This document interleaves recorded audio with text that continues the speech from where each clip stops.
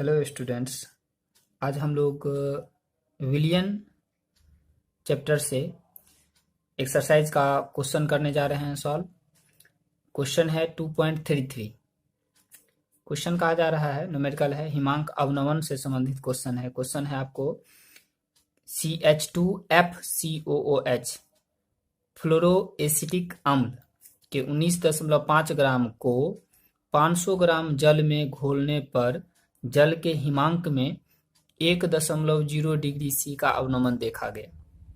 ठीक, मतलब फ्लोरोएसिटिक अम्ल के 19.5 ग्राम को जब जल के 500 ग्राम में घोला जाता है तो उसके हिमांक में अवनमन कितने का होता है? 1.0 डिग्री सी, मतलब 1 केल्विन। ठीक है, ये डिफरेंस है हिमांक अवनमन डेल्टा TF। तो कहा जा रहा है फ्लोरोएसिटिक अम्ल का वांट हॉफ गुणक मतलब I तथा वियोजन स्थिरांक मतलब Ka ज्ञात करना है। ये वियोजन स्थिरांक 11 से है ना। ठीक, उसके बारे में भी हम लोग डिस्कशन करेंगे। सबसे पहले दिया क्या क्या गया है सो देखिए। विलय फ्लोरोएसिटिक अम्ल का द्रव्यमान दिया हुआ है जिसे हम लोग जनरली स्मॉल w से रिप्रेजेंट करते हैं, दर्शाते हैं 19.5 ग्राम। फिर विलायक जल है, यहाँ जल का कुल द्रव्यमान दिया गया है जिसको हम लोग जनरली कैपिटल W से रिप्रेजेंट करते हैं 500 ग्राम। ठीक है, हम लोग को फ्लोरोएसिटिक अम्ल का मोलर आणविक द्रव्यमान भी निकालना होगा, आवश्यकता होगी इसका, है ना। तो कितना आएगा? ये कार्बन 2 एटम है तो कितना हो जाएगा कार्बन का? 2 × 12 प्लस हाइड्रोजन 2 और 1 3 है, 3 × 1 प्लस फ्लोरीन 1 है, फ्लोरीन का हो जाएगा 19, 1 × 19 प्लस ऑक्सीजन 2 है 2 × 16। ये टोटल आ रहा है ये ग्राम प्रति मोल, मोलर द्रव्यमान फ्लोरोएसिटिक अम्ल का 24 + 3 + 19 + 32, 9 × 2 = 11, 3 14 और 4 18, बचा 1 4, 3 × 1 = 4, 1 5, 5 और 2 7, 78 ग्राम प्रति मोल। ग्राम प्रति मोल मोलर आणविक द्रव्यमान हो गया किसका? फ्लोरोएसिटिक अम्ल का। अब हमें जल के लिए Kf का मान हम लोगों के पास पहले से हम लोग जानते हैं 1.86 केल्विन kg मोल इनवर्स प्रति मोल। ये हो गया डेल्टा TF। ये जो यहाँ दिया हुआ है हिमांक अवनमन, ये एबनॉर्मल है ना। नॉर्मल हम इस डाटा से कैलकुलेट करेंगे, मतलब ये है आपको वास्तविक हिमांक अवनमन। जब हम देखिए फ्लोरोएसिटिक अम्ल के 19.5 ग्राम को जब जल में घुलाया गया, मिलाया गया, तो इसके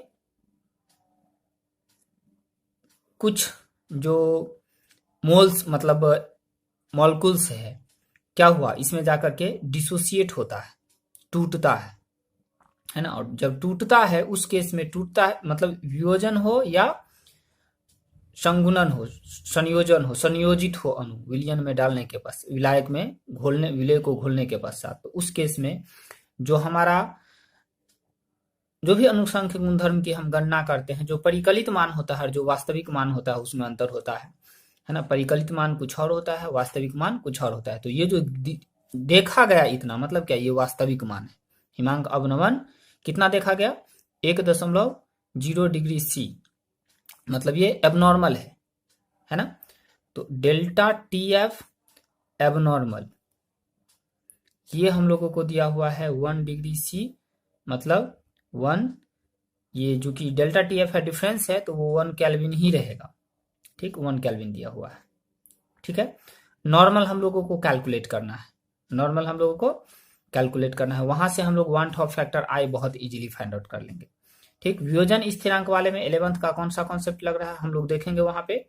ठीक, पहले आइए हम लोग कैलकुलेट करते हैं। अब delta TF normal, delta T F normal. क्या लिखते हैं हम लोग, के एफ इंटू स्मॉल एम, जो कि के एफ इंटू क्या हो जाएगा, ये स्मॉल एम होता है छोटा डब्ल्यू विलय का द्रव्यमान गुने 1000 बट्टा विलय का मोलर आणविक द्रव्यमान इंटू विलायक का द्रव्यमान ग्राम में। के एफ हम लोगों के पास कितना है दिया हुआ, 1 पॉइंट दिया नहीं है, हम लोग लिए हैं शुद्ध जल के लिए होता है 1.86 गुने 10 का पावर 1.86 केल्विन केजी, यूनिट नहीं लेते हैं हम लोग, क्लियर है। इंटू डब्ल्यू क्या है 19.5 गुना 1000 बट्टा एम डैश क्या है 78, कैपिटल डब्ल्यू क्या है 500। इससे इसको काटेंगे 2 और फिर ये भी घटेगा, ओ पहले मल्टीप्लाई कर लेते हैं हम लोग इसको, ये आ जाएगा 1.86 और इंटू 2 से मल्टीप्लाई करेंगे तो 19 दूना 38 एक 39 अपन 78, ये कटेगा 2, अब 2 से डिवाइड करेंगे तो कितना 0.93 है ना, इतना केल्विन, ठीक है 0.93 केल्विन। ये आया डेल्टा टी एफ नॉर्मल का value, delta T F normal का वैल्यू। अब want of factor I equal होता है, अब आई बराबर होता है डेल्टा टी एफ एबनॉर्मल बट्टा डेल्टा टी एफ नॉर्मल, ठीक। बैठाइए वैल्यू क्या आ जाएगा, ये आ जाएगा हमारे पास 1 गिवन है, ठीक है, अपॉन 0.93 है ना, जिसे सॉल्व करने पर हमें मिलेगा आई का वैल्यू, जो हमारा पहला क्वेश्चन था आई का वैल्यू हमें मिला। इसे सॉल्व करने के पश्चात आ जाता है आपको 1.0753, 1.0753, चलिए डिवाइड करके देख लीजिएगा, आएगा इतना। अब हमारा पर्पस है वांट ऑफ गुणक हम लोग कैलकुलेट कर लिए, वांट ऑफ गुणक हमें फाइंड आउट करना था, आई का वैल्यू कैलकुलेट कर लिया। अब वियोजन स्थिरांक, तो सबसे पहले एक चीज जानिए वियोजन स्थिरांक के लिए कि हम लोग वियोजन स्थिरांक होता क्या है। मान लीजिए कोई एसिड है, एसिड है तो जलीय विलयन में यदि उसे घुलाते हैं तो H+ देता है, तो मान लीजिए AH है, मतलब H उसमें होगा तब H+ देगा, AH है। जब इसको हम लोग डिजॉल्व कराए जल में तो H+ दिया और ये उत्क्रमणीय अभिक्रिया है A- प्लस H+, ठीक। तो इसके लिए जो Ka होता है ना, जब साम्यावस्था में ये चला जाता है ना, यह अभिक्रिया जो है साम्यावस्था में जब मौजूद होता है उस समय Ka को डिफाइन करते हैं अम्ल क्या, वियोजन स्थिरांक, Ka से लिखते हैं और ये परिभाषित होता है A- का सांद्रण मोलर सांद्रण इंटू H+ का मोलर सांद्रण बाई AH का मोलर सांद्रण साम्यावस्था में, कहाँ पे साम्यावस्था में। चलिए अब हम लोगों को हमारे पास है क्या, AH के जगह पर CH2FCOOH, ठीक है ना, तो Ka फाइंड आउट करना है, ठीक। हम लोगों को गिवन में क्या है, कैलकुलेट क्या कर चुके हैं, आई कैलकुलेट कर चुके हैं, ठीक है ना। तो इस आई के मदद से, आई का वैल्यू हमें दिया गया है, इस आई के मदद से हम लोग क्या कैलकुलेट कर लेंगे, Ka का मान ज्ञात करेंगे। देखते हैं, हम लोग पहले रिएक्शन लिखते हैं। सबसे पहले हम लोगों को ये यहां से इस आई के मदद से पहले हम लोग वियोजन की मात्रा कैलकुलेट करेंगे और वियोजन की मात्रा कैलकुलेट करने के पश्चात फिर हम लोग Ka कैलकुलेट करेंगे, ठीक है। अल्फा कैलकुलेट करना है वियोजन की मात्रा, ठीक। समझाते हैं वियोजन की मात्रा क्या होती है, ठीक। चलिए देखिए, हमारे पास विलय क्या है, विलय है CH2 F COOH। जब इसको जल में घुलाया गया तो इसका जो वियोजन होता है CH2F COO- plus H plus. ठीक है। प्रारंभ में मान लिए कि प्रारंभ में इसके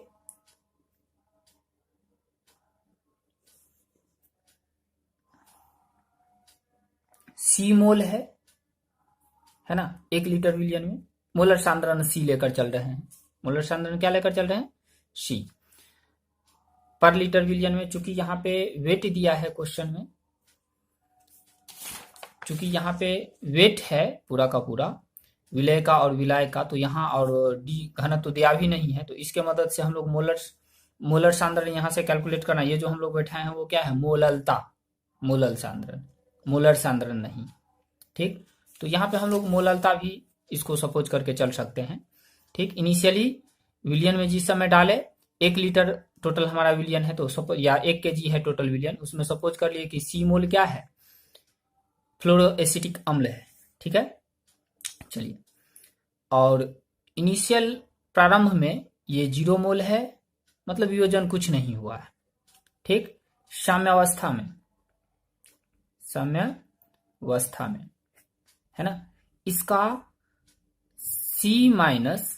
C अल्फा मोल बचा। यदि हम सपोज करते हैं कि इसके वियोजन की मात्रा अल्फा है, वियोजन की मात्रा होती क्या है? ठीक, जैसे हम लिए AH लिए थे और वियोजित होकर के क्या मिला था हमें? A- और प्लस H प्लस, A- और H प्लस। तो इसका जैसे कि यहाँ पे हम लोग C लिए, कॉन्सेंट्रेशन क्या लिए? C लिए, तो इसका भी कॉन्सेंट्रेशन कुछ ना कुछ होगा, है ना। सपोज कीजिए कि यहाँ भी C है, तो C है मतलब क्या? यदि मोलर कॉन्सेंट्रेशन ही लिया जाता है, मोलर कॉन्सेंट्रेशन हम लोग C लेकर के चल रहे हैं, इसका मतलब ये हुआ कि 1 लीटर सॉल्यूशन में 1 मोल AH एसिड प्रेजेंट। ठीक, 1 मोल AH acid present 1 litre solution में, सॉरी 1 लीटर सॉल्यूशन में C मोल, C है मोलर कॉन्सेंट्रेशन, C मोल AH एसिड प्रेजेंट, है ना। तो 1 लीटर में C मोल है, तो अब हम लोग इसके 1 मोल में कितना मोल का वियोजन हो रहा है? मतलब ये रिएक्शन जो है उत्क्रमणीय अभिक्रिया है, इसका मतलब ये हुआ कि पूरा का पूरा वियोजित नहीं होगा, इसका कुछ आंशिक रूप से इसका वियोजन होगा। ठीक, साम्यावस्था में वो वियोजन जो है, मतलब एक्चुअली में वियोजन होते रहता है, लेकिन साथ में मिल करके भी ये बनाते रहता है, दोनों तरफ प्रोसेस बढ़ते रहता है, दोनों तरफ प्रक्रिया जो है जारी रहता है। ये जुड़ करके फिर से AH बनाएगा, AH वियोजित होकर के A- और H प्लस बनाएगा। ठीक, तो 1 मोल, मान लीजिए कि 1 लीटर में C मोल है, तो C मोल में पूरा नहीं वियोजित हो रहा है, तो प्रति मोल इसके 1 मोल का कितना हिस्सा वियोजित हो रहा है? 1 मोल का जितना हिस्सा वियोजित होगा उसे हम अल्फा से लिखते हैं, उसे वियोजन की मात्रा बोलते हैं। ठीक, तो 1 मोल में अल्फा मोल वियोजित हो रहा है, मतलब मान लीजिए अल्फा का मान हो सकता है 1/5 मोल, 1/8 मोल, मतलब 1 मोल में 1/8 वियोजित हुआ और 7/8 ज्यों का त्यों रह गया, तो ये अल्फा हुआ 1/8। मतलब अल्फा हमेशा फ्रैक्शन में होगा, भिन्न में होगा, 1 से छोटा होगा इसका मान, क्योंकि 1 में कितना अंश वियोजित हो रहा है सो बता रहा है। तो हम लोग सपोज किए कि 1 मोल में अल्फा मोल वियोजित हो रहा है, तो C मोल है, यदि पर लीटर विलियन लेकर चले तो C मोल में कितना होगा? C अल्फा, है ना। और बनेगा कितना? इसका कितना बनेगा? तो इसके 1 मोल के वियोजित होने से इसका 1 मोल और इसका 1 मोल बन रहा है, तो C अल्फा मोल वियोजित हो चुका है। जो वियोजित हो चुका है उसको C में से सब्ट्रैक्ट कर दिए, वियोजित कितना हो चुका है? C अल्फा मोल। C था मोलर सांद्रण, मतलब हम लोग 1 ही लीटर यदि विलियन लेकर चलते हैं, इसका मतलब ये हुआ कि उसमें मोलों की संख्या C है। 1 मोल में चूंकि अल्फा मोल वियोजित हो रहा है, वियोजन की मात्रा यदि अल्फा सपोज करके चलते हैं, तो C मोल में C अल्फा मोल वियोजित होगा, और C अल्फा मोल वियोजित हो गया तो बचा कितना? शेष ये बिना वियोजित हुआ, C में से C अल्फा मोल को घटा दिए। अब ये कितना बनेगा? तो जितना वियोजित हुआ है उतना ही उतना बनेगा दोनों, तो C अल्फा वियोजित हुआ है तो C अल्फा इसका बना और C अल्फा इसका बना। क्लियर है? अब आइए, क्या हम लोग लिखे थे? Ka बरा, अब आइए साम्यावस्था में कुल मोलों की संख्या, पहले साम्यावस्था में कुल मोलों की संख्या बराबर ये हो जाएगा C माइनस सी अल्फा, किसका है, विलय का, जो बचा हुआ है बिना वियोजित हुए, और वियोजित होकर के C alpha plus C alpha, एक C alpha cancel, C plus C alpha मतलब C into 1 plus alpha, C into 1 plus alpha. अब प्रारंभ में कुल मोलों की संख्या, प्रारंभ में कुल मोलों की संख्या, तो कितना है ये विलय, C, हम लोग 1 लीटर ही विलयन लेकर चले हैं तो उसका मोलरता यदि C है, मतलब क्या 1 लीटर में C मोल है तो C मोल विलय है। ठीक, अब आइए, सिंस I बराबर क्या होता है, I बराबर होता है साम्यावस्था में कुल मोलों की संख्या, जो कि क्या है C इंटू 1 प्लस अल्फा, और बट्टा प्रारंभिक स्थिति में जिस समय वियोजन वगैरह नहीं हुआ, ये मानकर चल रहे हैं इनिशियल स्टेज में, कुल मोलों की संख्या मतलब C इंटू 1 प्लस अल्फा बट्टा C कैंसिल। तो यहां से I हमारे पास कितना आया था, I का वैल्यू हमारे पास है 1, I इक्वल टू 1.075 है ना, 1.075, 3 भी हम डाल सकते हैं 3, तो ये 1.075 3 equal to 1 plus alpha, implies alpha क्या आ गया 0.075 3, ये वियोजन की मात्रा हो गई, ये वियोजन की मात्रा हो गई। अब हम लोग अल्फा हमें मिल गया है ना, अब के ए बराबर क्या समझाए थे कि चूंकि 1 ही लीटर सॉल्यूशन है हमारे पास, तो 1 लीटर सॉल्यूशन में इसके जितने मोलों की संख्या हो गई, प्रति लीटर सॉल्यूशन में मोलों की संख्या क्या होती है, प्रति लीटर सॉल्यूशन में किसी भी घटक के मोलों की संख्या उसकी मोलर कॉन्सेंट्रेशन होता है। तो ये हम 1 लीटर ही सॉल्यूशन लेकर चले हैं पूरा, तो उस केस में यहाँ पे मोलों की संख्या कितना है C अल्फा इसके, तो इसका मोलर कॉन्सेंट्रेशन क्या हो जाएगा C अल्फा, इसका भी मोलों की संख्या साम्यावस्था में क्या है C अल्फा, तो इसका भी मोलर कॉन्सेंट्रेशन क्या हो जाएगा C अल्फा। ठीक, इसका साम्यावस्था में मोलों की संख्या क्या है C माइनस C अल्फा है ना, तो इसका मोलर कॉन्सेंट्रेशन क्या हो जाएगा C माइनस C अल्फा ही रह जाएगा, क्योंकि विलयन 1 ही लीटर है और मोलों की संख्या हमें मालूम है। तो Ka बराबर सबसे पहले CH2F बड़े कोष्टक में लिखते हैं मोलर सांद्रण को, COO minus into H plus, ठीक, अपॉन क्या चीज CH2F और COOH का मोलर कॉन्सेंट्रेशन, क्या बोले हैं साम्यावस्था में लेना है ये मोलर कॉन्सेंट्रेशन, तो इसका है C अल्फा, H प्लस का भी हो जाएगा C अल्फा है ना, by C minus C alpha, जो कि यदि हम हल करें तो क्या आ रहा है C स्क्वायर